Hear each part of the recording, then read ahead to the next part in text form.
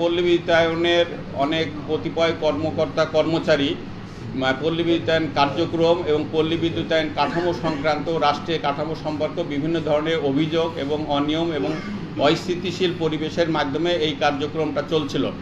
গত বছর জুলাইয়ের পট পরিবর্তনের পরে এই অনিয়ম যারা করছিল তাদেরকে চিহ্নিত করে একটা অংশের কতিপয় কর্মকর্তা কর্মচারীকে পল্লী বিদ্যায়ন বোর্ড কর্তৃক সার্ভিস কোড এবং রাষ্ট্রদ্রোহী বিবেচনা করে, রাষ্ট্রের নীতিমালা বহির্ভূত বিবেচনা করে এটা চাকরিচ্যুত করে।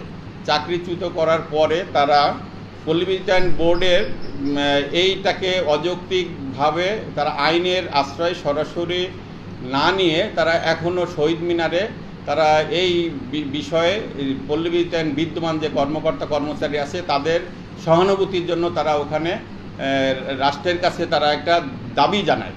কিন্তু পল্লী বিদ্যায়ন কর্মকাণ্ডের যারা কর্মরত আছেন তাদের কর্মরত লোকের দাবির প্রক্রিয়াটা ভিন্ন। দাবির প্রক্রিয়াটা হলে অফিসিয়াল প্রসিডিওরের মাধ্যমে আবেদন করতে হবে এবং পল্লী বিদ্যায়ন বোর্ড ইতিমধ্যে যে সমস্ত দাবি, অনেকগুলো দাবি কিন্তু মেনে নিছে। যেমন সার্ভিস কোড সংক্রান্ত বিষয়ে সরকার কর্তৃক এটা একটা সিদ্ধান্ত দেওয়া হয়েছে এবং সরকার এটা একীভূত করা বা প্রক্রিয়ার ভিতরে সরকার একটা আছে।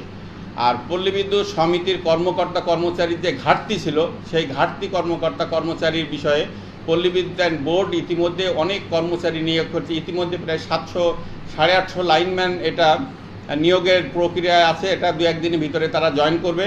কাজে ঘাটতি যে লোকবল, পিসিএম, মিটার রিডার, অন্যান্য যাদের যৌক্তিকভাবে নিয়মিত করা সম্ভব পল্লী বিদ্যায়ন বোর্ড ইতিমধ্যে নিয়মিত করছে। তারপরও তারা যেহেতু আন্দোলন করছে এবং আমাদের অনেককে আহ্বান করছে এর ভিতরে শরিক হওয়ার, যেহেতু আমরা চাকরিচ্যুত লোক আন্দোলন একরকম করে, আর চাকরিরত লোক চাকরি ছেড়ে দিয়ে চাকরি অ্যাবসেন্ট থেকে তারা আন্দোলন করতে পারে না, এটা কিন্তু বাস্তবতা। যেহেতু চাকরি থেকে এখান থেকে করতে পারে না, সেই জন্যই আমাদের আহ্বান যে আমরা গাজীপুরে এখানে শতভাগ লোকই উপস্থিত আছে, কর্মরত আছে। আমার এই প্রতিষ্ঠান থেকে কেউ এই আন্দোলনের সঙ্গে সরাসরি সম্পৃক্ততা নাই এবং আমরা বিদ্যুৎ ব্যবস্থা সচল করব। যদি কোনো প্রক্রিয়া পল্লী বিদ্যায়ন বোর্ডের মাধ্যমে আসে, আমরা পল্লী বিদ্যায়ন বোর্ড যেভাবে এটা ইম্পোজ করে আমরা রাষ্ট্রীয় কাঠামো হিসেবে তাকে সর্বোত্তমভাবে সহযোগিতা করব।